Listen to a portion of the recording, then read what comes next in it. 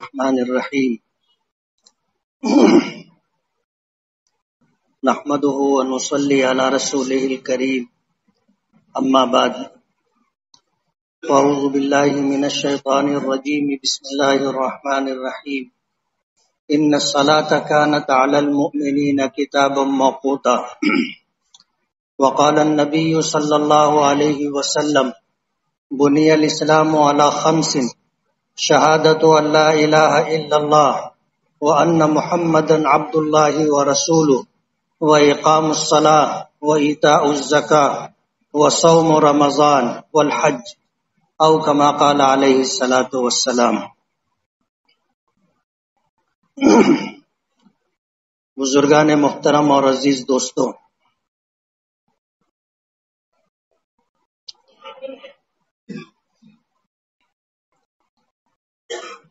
شریعت میں عبادتوں کا جو مقام ہے اس تعلق سے سلسلہ وار بیان چل رہا تھا۔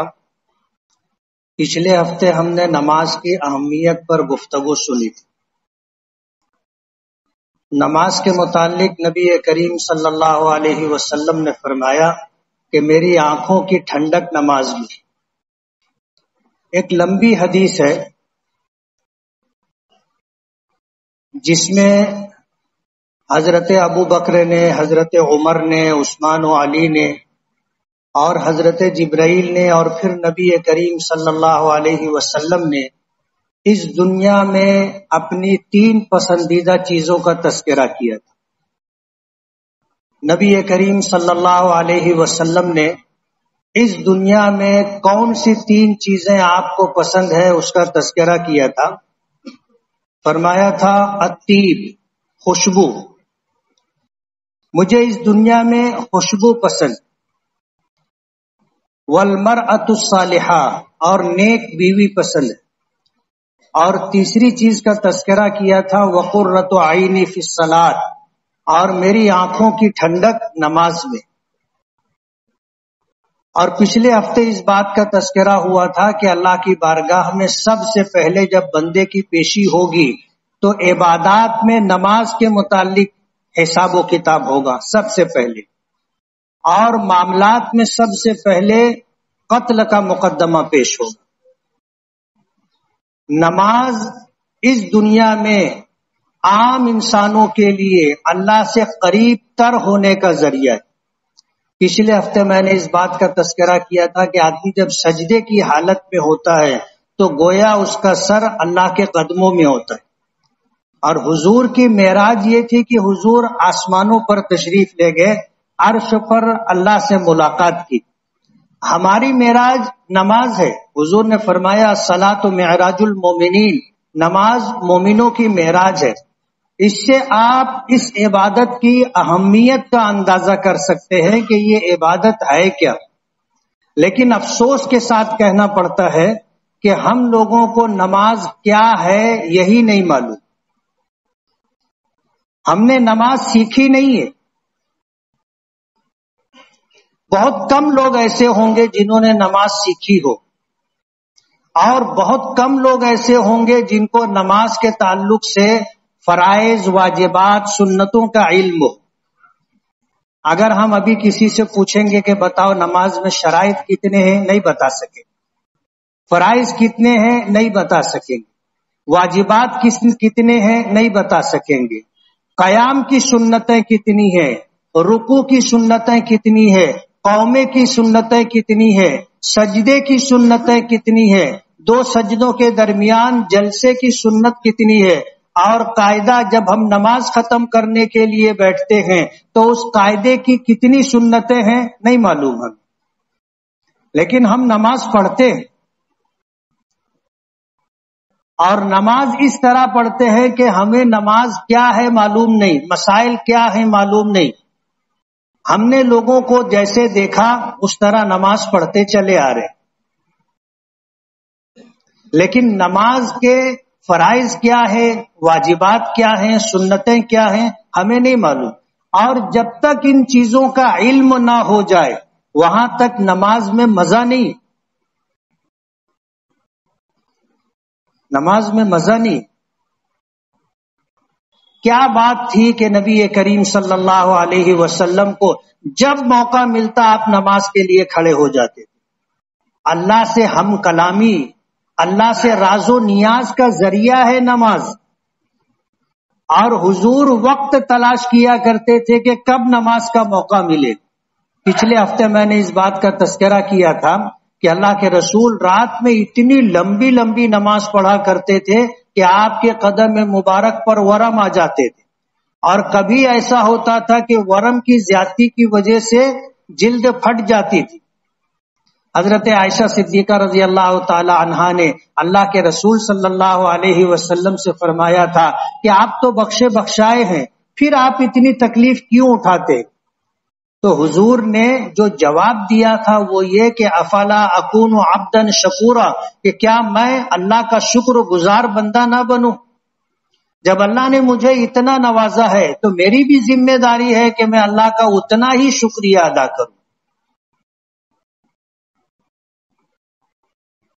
تو نماز کو سیکھ کر کے پڑھنا اور نماز کو بے سیکھے پڑھنا، دونوں میں زمین و آسمان کا فرق ہے. آپ کو اگر نماز آ جائے گی تو آپ کو نماز کا لطف بھی آئے گا، نماز کا مزہ بھی آئے گا. بعض لوگ پوچھتے ہیں کہ نماز میں جی نہیں لگتا، کوئی وظیفہ بتاؤ، کوئی دعا بتاؤ، نماز میں جی نہیں لگتا. اب ظاہر بات ہے جس چیز کی معلومات ہی نہیں ہے آپ کو تو آپ کا جی کیسے لگے گا؟ اگر آپ کو معلوم ہو کہ نماز میں یہ خوبیاں ہیں اور نماز میں یہ چیزیں ہیں تو پھر وہ لذت و سرور آئے گا کہ آپ کو دنیا کی کسی چیز میں نہیں ملے گا. حضور نے جب یہ فرمایا کہ میری آنکھوں کی ٹھنڈک نماز میں ہے تو کوئی تو بات ہوگی.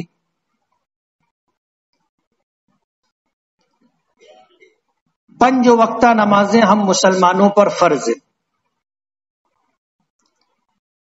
اور تمام علماء کا اس پر اتفاق ہے کہ نماز کی فرضیت اسراء اور معراج میں ہوئی تھی. اسراء کہتے ہیں رات میں چلنے کو. مکۃ المکرمہ سے بیت المقدس تک جانا اسراء کہلاتا ہے. 15ویں پارے کی پہلی آیت ہے سبحان الذی اسری بعبدہ لیلا من المسجد الحرام الی المسجد الاقصی. پاک ہے وہ ذات جو اپنے محبوب کو راتوں رات مسجد حرام سے مسجد اقصی تک لے گئی. اس کو اسراء کہتے. یہ 1 مہینے کا سفر ہے. اس زمانے میں جو سفر کا ذریعہ مہیا تھا، اونٹ ہے، خچر ہے، گھوڑا ہے، اس سے سفر کرنے میں مسجد حرام مکۃ المکرمہ سے بیت المقدس مسجد اقصی تک کا سفر 1 مہینے کا ہوا کرتا. حضور پاک صلی اللہ علیہ وسلم کو اللہ پاک نے چند لمحوں میں پہنچایا تھا. رات کے ایک بہت مختصر حصے میں پہنچایا تھا. اللہ کی قدرت ہے. آج اگر انسان تیز سے تیز رفتار سواری بنا سکتا ہے تو اللہ کو تو ہر چیز پر قدرت ہے.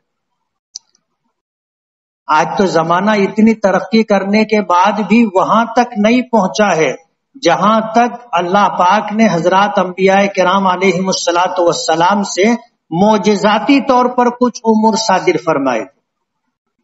قرآن کریم میں حضرت سلیمان علیہ الصلاۃ والسلام کا تذکرہ ہے کہ ایک مرتبہ سفر میں تھے اور دوران سفر پانی کی ضرورت پیش آئی اور پانی کہیں تھا نہیں قریب میں. تو پوچھا کہ ہدہد پرندہ کہاں ہے؟ اللہ نے اس پرندے میں یہ خوبی رکھی ہے کہ یہ زمین میں قریب ترین جگہ پر کہاں پانی ہے وہ بتا سکتا ہے. یہ اللہ کی قدرت ہے. اللہ نے ہدہد کو یہ کمال دیا ہے. حضرت سلیمان علیہ الصلاۃ والسلام نے پوچھا کہ ہدہد کہاں ہے؟ تو ہدہد لاپتہ تھا. حضرت سلیمان جانوروں کی بھی بولی جانتے تھے، سمجھتے تھے.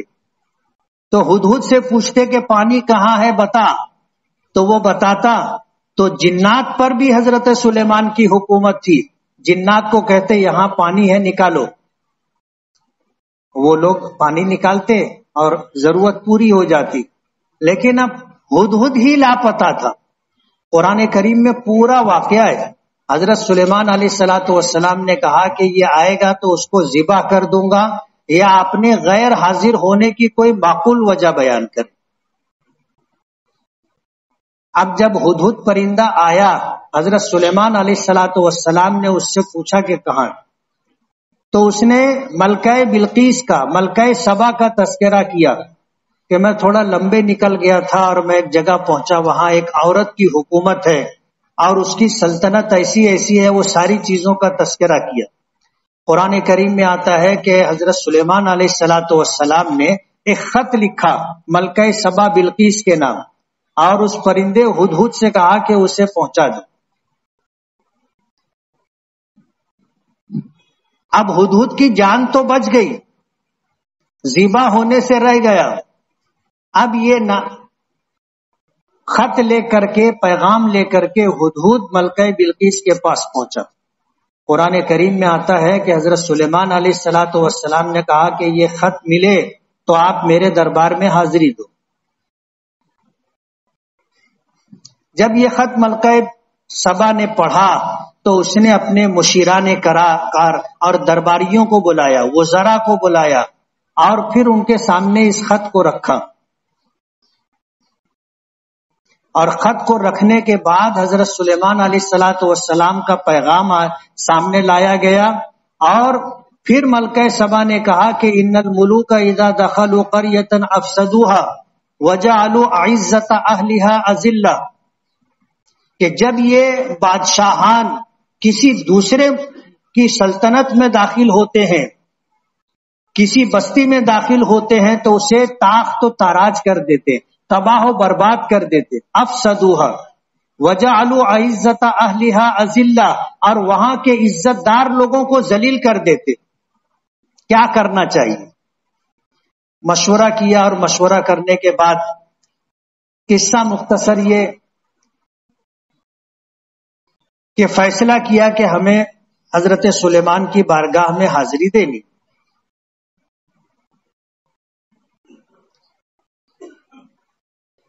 اب پرندے ہدہد نے آ کر کے خبر دے دی.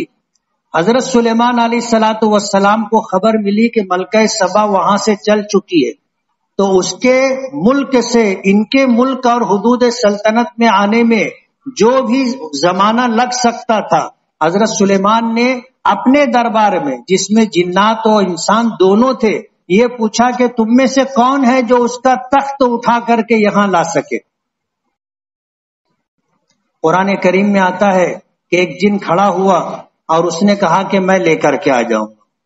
تو حضرت سلیمان نے پوچھا کہ کتنا وقت لگے گا، تو اس نے کہا کہ آپ کا دربار شروع ہوا ہے، آپ کا دربار ختم ہونے سے پہلے میں تخت لے کر کے آ جاؤں گا. اب ظاہر بات ہے نشست کتنی لمبی ہوگی، گھنٹہ 2 گھنٹہ. اس نے کہا میں لے کر کے آ جاؤں گا. قرآن کریم میں آتا ہے وقال عفریت من الجن، جنوں میں سے ایک بڑا جن جس کے پاس علم بھی تھا، وہ اٹھا اور اس نے کہا کہ آپ کی پلک جھپکے اتنی دیر میں میں لے کر کے آ جاؤں گا، آپ حکم دیں. اب ظاہر بات ہے اتنے بڑے تخت کو ایک دوسری سلطنت سے اٹھا کر کے لے کر کے آنا ہے، اور اس جن نے کہا تھا کہ آپ کی پلک جھپکے گی اور وہ تخت لے کر کے میں آ جاؤں گا. اللہ نے اتنی قدرت دی ہے جنوں کو، تو اللہ کو کتنی قدرت ہوگی، اللہ تعالیٰ کو کتنی قدرت ہوگی. اپنے محبوب کو رات کے ایک مختصر سے حصے میں مسجد حرام سے مسجد اقصی لے گئے، اور یہ چند لمحوں کی بات تھی. کبھی میں نے یہاں معراج کے تعلق سے تفصیلی گفتگو کی تھی تو اس بات کا تذکرہ کیا تھا کہ راستے میں آپ نے کیا کیا دیکھا تھا، کہاں آپ رکے تھے، کہاں آپ نے پانی پیا تھا. اس طرح سفر ہوا تھا. تو رات کے اس حصے میں مسجد حرام سے مسجد اقصی جانے تک کا سفر اسرا کہلاتا ہے، اور مسجد اقصی سے عرش تک جانے کو معراج کہتے۔ اسرا کا یہ سفر قرآن کریم سے ثابت ہے۔ علماء نے لکھا ہے کہ اگر کوئی شخص اسرا کا انکار کرے تو وہ کافر ہے، معراج کا انکار کرے تو فاسق ہے، اس لیے کہ مسجد اقصی سے عرش پر جانے کا تذکرہ حدیث پاک میں ہے، قرآن پاک میں نہیں۔ حضور پاک صلی اللہ علیہ وسلم عرش پر تشریف لے گئے تھے، اور پچھلے ہفتے میں نے تفصیل سے بتایا تھا کہ اللہ پاک نے 50 وقت کی نمازیں فرض کی تھی، 5 باقی رہ گئی تھی، اور اللہ نے یہ فرمایا تھا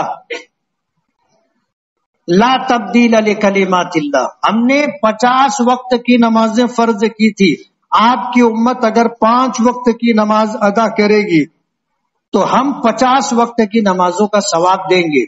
اللہ کی بات میں فرق نہیں ہے، تبدیلی نہیں ہے، یہ بات اللہ نے قرآن کریم میں ذکر کی، لا تبدیل لکلمات اللہ، اللہ کی باتوں میں تبدیلی نہیں ہے۔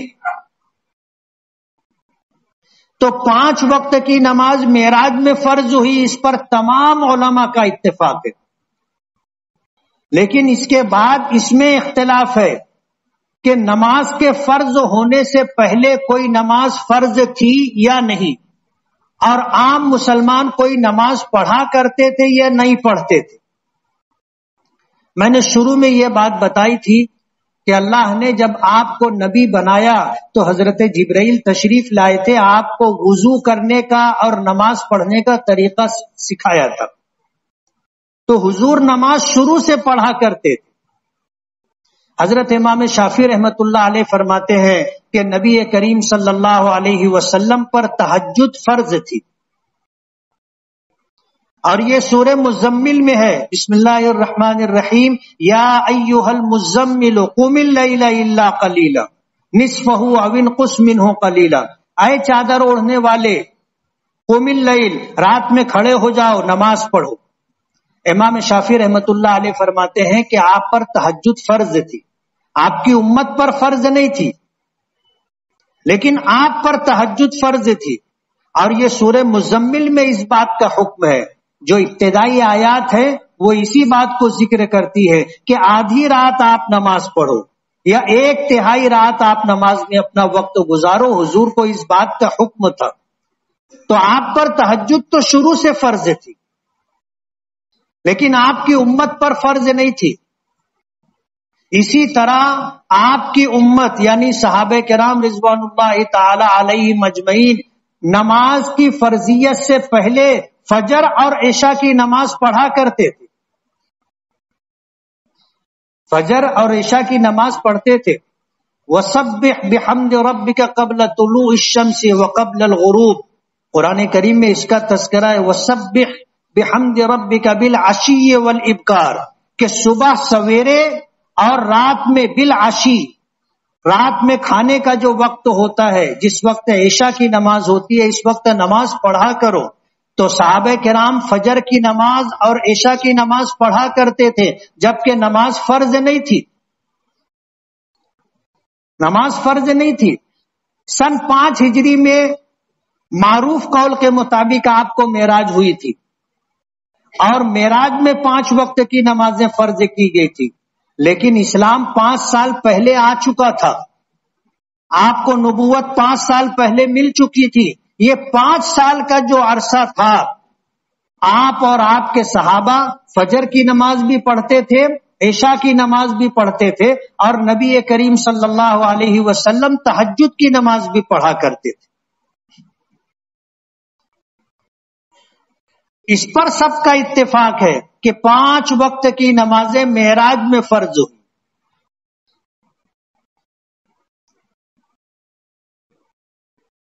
نماز کی فرضیت کے لیے کچھ اسباب ہیں، سب پر نماز فرض نہیں ہے۔ نماز فرض ہونے کے لیے 3 چیزیں ضروری ہیں، عقل، بلوغ اور اسلام۔ اگر کوئی شخص مسلمان ہے تو اس پر نماز فرض ہوگی، اگر وہ مسلمان نہیں ہے تو اس پر نماز فرض نہیں ہے۔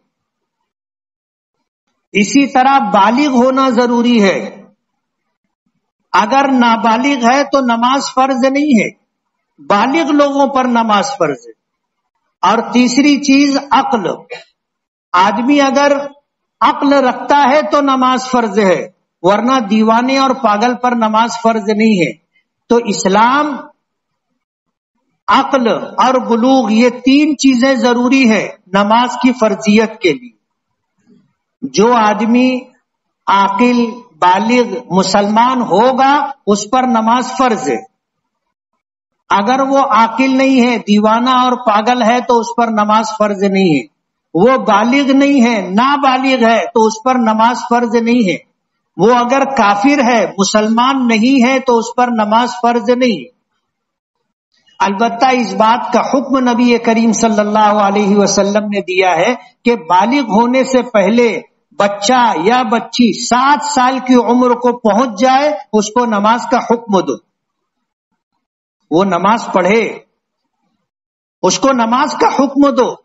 اور جب 10 سال کا ہو جائے تو اسے نماز نہ پڑھنے پر سزا دو، مارو، ہاتھ سے مارو، لکڑی سے نہیں، ہاتھ کے علاوہ کسی اور چیز سے نہیں۔ 7 سال کی عمر میں نماز پڑھنے کا حکم دیا جائے گا، نماز پڑھ۔ ہر نماز کے وقت اس کو ٹوکیں گے، ہر نماز کے وقت اس کو بولیں گے، کوشش کریں گے کہ آپ کے حکم کی تعمیل ہو اور وہ نماز پڑھے۔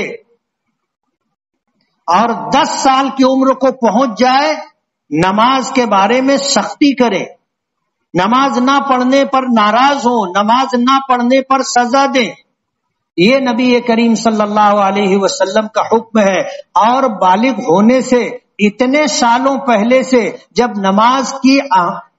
نماز کا حکم دلوایا جا رہا ہے اور نماز نہ پڑھنے پر سزا دلوائی جا رہی ہے، وجہ اس کی یہ ہے کہ جب یہ بالغ ہو جائے تو اس کی ایک وقت کی بھی نماز نہیں چھوٹنی چاہیے۔ یعنی بالغ ہونے سے پہلے وہ نماز کا عادی ہو جائے، اس بات کی کوشش ہر ماں باپ کی ذمہ داری۔ اور اگر ماں باپ نے ایسا نہیں کیا ہے، 7 سال کی عمر میں اس کو نماز کی تاکید نہیں کی اور 10 سال کی عمر میں نماز پڑھنے پر اس سے باز پرس نہیں کی، اس پر سختی نہیں کی، اور پھر یہ بچہ بے نمازی بن کر زندگی گزارتا رہا، تو اس میں گنہگار، کوتاہی کرنے والے ماں باپ ہیں۔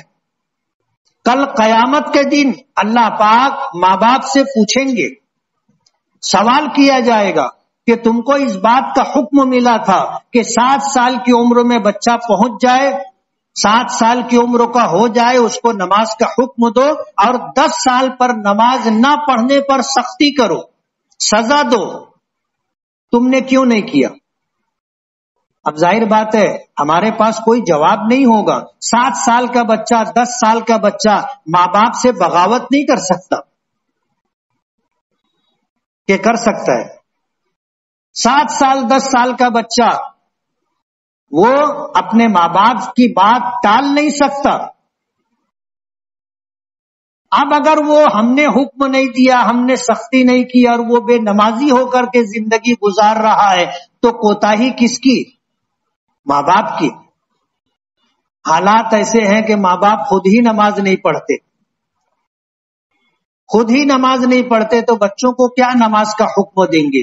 بچوں سے کیا نماز پڑھوائیں گے؟ تو نماز کی فرضیت کے 3 سبب ہیں: مسلمان ہونا، بالغ ہونا، عقل مند ہونا۔ اگر مسلمان نہیں ہے نماز فرض نہیں ہے، نابالغ ہے نماز فرض نہیں ہے، دیوانہ یا پاگل ہے نماز فرض نہیں۔ نماز کی فرضیت کے شرائط میں یہ 3 چیزیں ہیں۔ اب نماز فرض ہو گئی تو نماز ایک ساتھ پوری زندگی کی نماز فرض نہیں ہوتی، اس کی فرضیت کے اسباب ہیں۔ 5 وقت کی نمازیں ہیں تو 5 وقت کی نمازیں کب کب فرض ہوگی؟ شریعت نے اس کے لیے وقت کو سبب بنایا ہے۔ جیسے ابھی ظہر کی نماز کا وقت ہو گیا، آج جمعہ کا دن ہے تو ہم جمعہ کی نماز پڑھیں گے، اس لیے کہ جمعہ کی نماز کے جو شرائط ہیں وہ شہر میں ہمارے یہاں پائے جاتے ہیں، اس لیے ہم ظہر نہیں پڑھیں گے، جمعہ پڑھیں گے، اور جہاں وہ شرطیں نہیں پائی جائیں گی، چھوٹے چھوٹے گاؤں اور دیہات، وہاں کے لوگ جمعہ نہیں پڑھیں گے، جمعہ کے دن بھی ظہر پڑھیں گے۔ تو نماز کے فرضیت کا سبب وقت ہے، نماز کا وقت آئے گا نماز فرض ہو جائے گی۔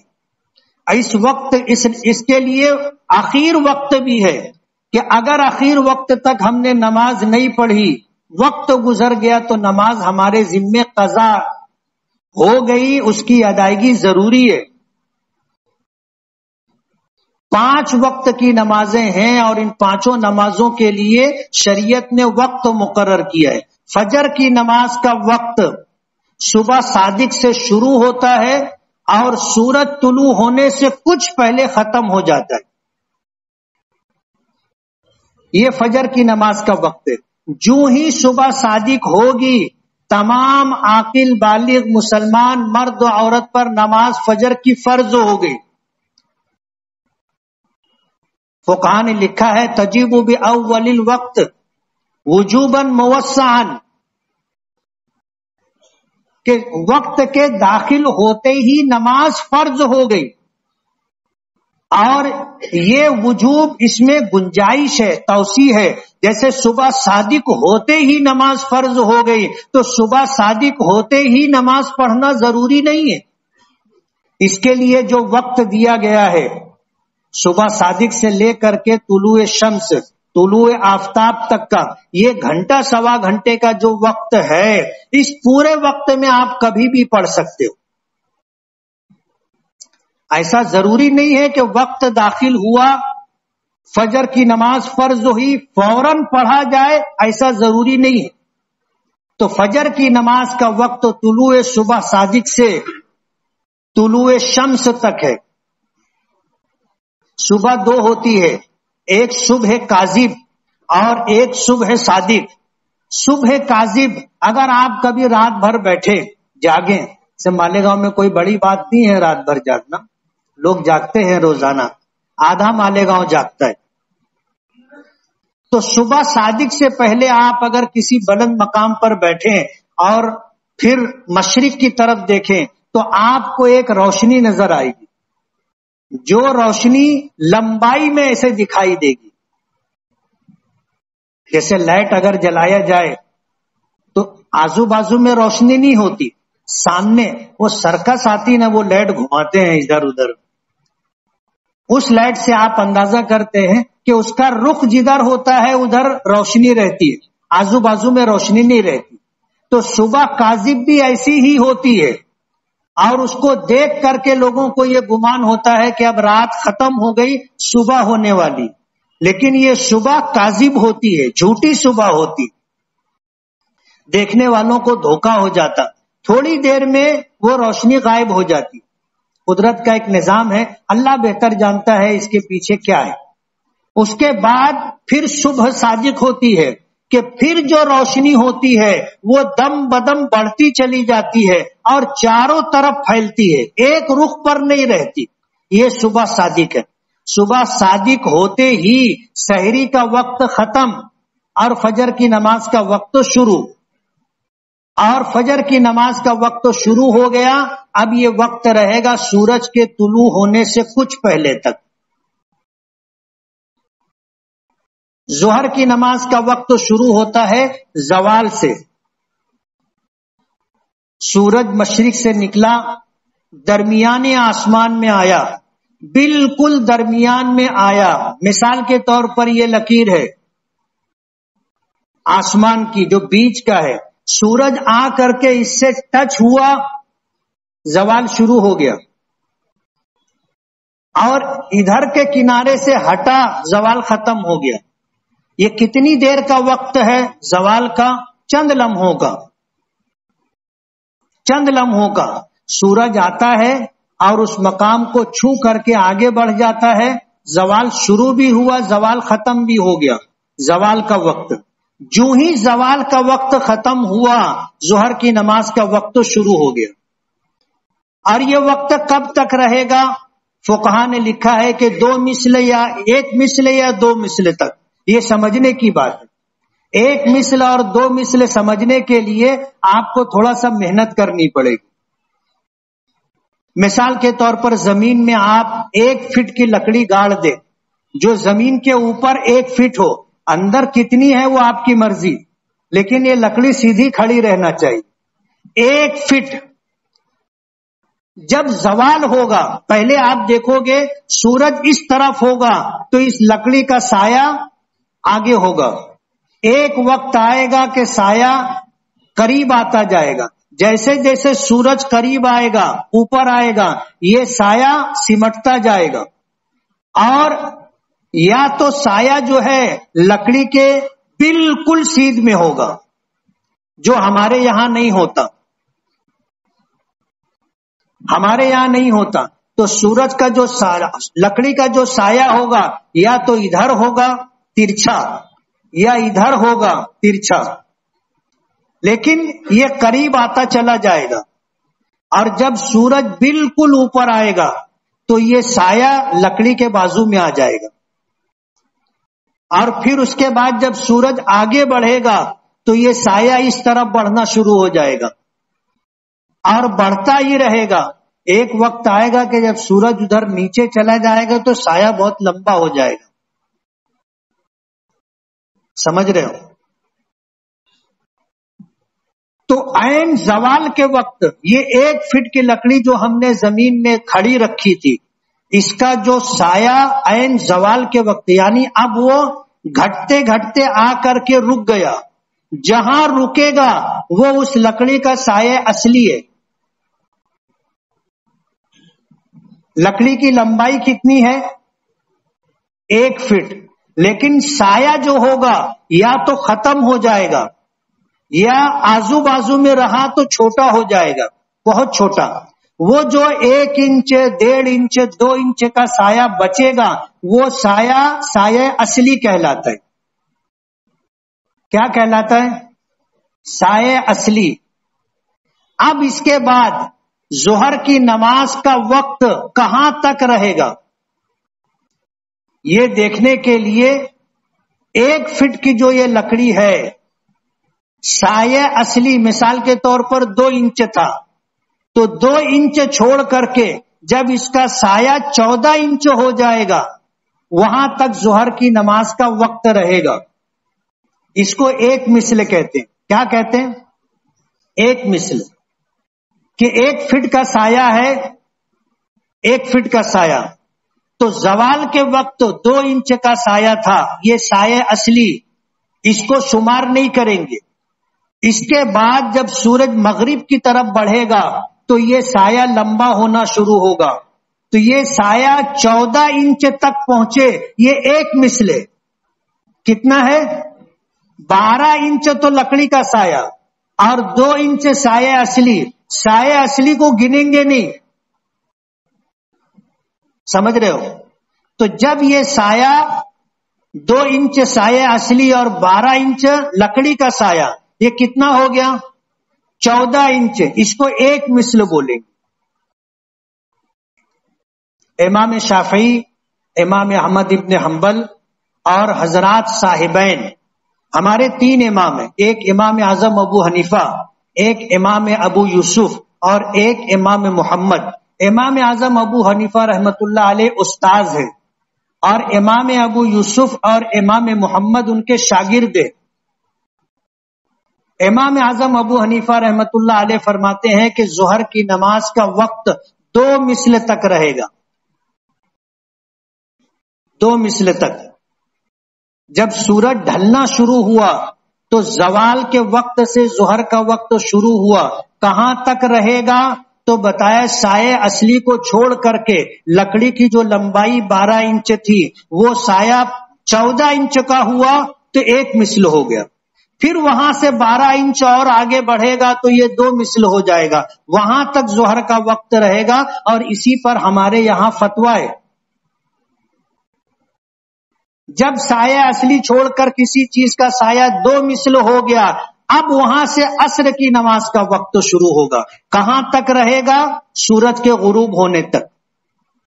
عصر کی نماز کا وقت، اور سورج غروب ہو گیا وہاں سے مغرب کی نماز کا وقت شروع ہوگا. کہاں تک رہے گا؟ جب تک آسمان میں جہاں سورج ڈوبا ہے وہاں سرخی نظر آئے. اس کو شفق احمر کہتے. جو سرخی نظر آئے گی وہ شفق احمر. جیسے صبح صادق اور کاذب دیکھنے کے لیے سمجھنے کے لیے آپ کو تھوڑا وقت دینا پڑے گا، اسی طرح سورج غروب ہونے کے بعد شفق احمر اور شفق ابیض یعنی سرخی اور سفیدی دیکھنے کے لیے بھی آپ کو تھوڑا سا بلندی پہ جا کے بیٹھ کر دیکھنا سمجھنا پڑے گا. جب سورج ڈوبتا ہے تو جہاں سورج ڈوبتا ہے اس افق کے اوپر جو ہے کچھ دیر تک سرخی رہتی ہے، اس سرخی کو شفق احمر کہتے. حضرات صاحبین کہتے ہیں کہ یہ سرخی جب ختم ہوگی مغرب کی نماز کا وقت ختم ہوگا. امام اعظم ابو حنیفہ رحمت اللہ علیہ فرماتے ہیں کہ سرخی ختم ہو جانے کے بعد کچھ روشنی وہاں پر باقی رہتی ہے، سفید سفید روشنی، اس کو شفق ابیض کہتے ہیں. جس وقت یہ سفیدی بھی غائب ہو جائے گی اور افق تاریک ہو جائے گا، اندھیرا چھا جائے گا، وہاں مغرب کا وقت ختم ہوگا اور عشاء کا وقت شروع ہوگا. اور عشاء کا وقت کب تک رہے گا؟ وہ طلوع صبح صادق تک. اب جس شخص کو جس نماز کا وقت ملا اس پر وہ نماز فرض. جیسے ہم لوگ ابھی زندہ ہیں، کب تک زندہ رہیں گے نہیں معلوم، لیکن زندہ ہے. زوال ہوا ہم پر ظہر کی نماز فرض ہو گئی، جمعہ کا دن ہے جمعہ کی نماز فرض ہو گئی. اب یہ سایہ اصلی چھوڑ کر کے کسی چیز کا سایہ ایک مثل تک پہنچا. حضرات صاحبین امام شافعی امام احمد ابن حنبل کہتے ہیں کہ اب لوگوں پر عصر کی نماز فرض ہو گئی. امام اعظم ابو حنیفہ رحمت اللہ علیہ فرماتے ہیں کہ ابھی عصر کا وقت شروع نہیں ہوا، یہ ظہر کا ہی وقت ہے. جب یہ سایہ اصلی چھوڑ کر ایک مثل ہوا اس کے بعد ایک مثل اور ہوگا، یعنی 2 فٹ کا سایہ ہوگا، تب جا کر کے عصر کا وقت شروع ہوگا. اور جو ہی عصر کا وقت شروع ہوا عصر کی نماز ہم پر فرض ہو گئی. ابھی عصر کی نماز فرض نہیں ہے، ابھی ہم پر عصر کی نماز فرض نہیں ہے. اور کسی کا ابھی انتقال ہو گیا، کل قیامت کے دن اس سے عصر کی نماز کا سوال نہیں ہوگا، اس کو عصر کی نماز کا وقت ہی نہیں ملا. مغرب کا سوال نہیں ہوگا، عشاء کا سوال نہیں ہوگا. سوال کن نمازوں کا ہوگا جو ہم پر فرض ہو گئی. اور نماز کب فرض ہوتی ہے؟ جب وقت داخل ہوتا ہے. اب سورج غروب ہوا، مغرب کا وقت داخل ہو گیا، ہر مسلمان عاقل بالغ مرد و عورت پر مغرب کی نماز فرض ہوگی. یہی حال 5 وقتہ نمازوں کا ہے. تو نماز کی فرضیت کے شرائط میں 3 چیزیں ہیں: اسلام، بالغ ہونا اور عقل مند ہونا. اس کے بعد یہ 5 وقتہ نمازیں کیسے کیسے فرض ہوں گی اس کے لیے سبب جو ہے وقت ہے. صبح صادق ہوگی فجر کی نماز فرض ہوگی، زوال ہوگا ظہر کی نماز فرض ہوگی، سایہ اصلی چھوڑ کر 2 مثل سایہ ہوگا عصر کی نماز فرض ہوگی، سورج غروب ہوگا مغرب کی نماز فرض ہوگی. اور جب آسمان میں افق پر روشنی ختم ہو جائے گی، سرخی اور سفیدی دونوں ختم ہو جائے گی، عشاء کی نماز فرض ہو جائے گی. یہ باتیں پہلے سے معلوم تھی، آج معلوم ہوئی. یاد رہے گی. اپنے گھر میں بھی لوگوں کو بتاؤ، اپنے دوستوں میں بیٹھو تو دوستوں میں بھی اس بات کا تذکرہ کرو. بات بہت بنیادی ہے. ہماری پہچان اور شناخت نماز سے ہے، اور ہمیں یہی نہیں معلوم کہ نماز کے مسائل کیا ہے.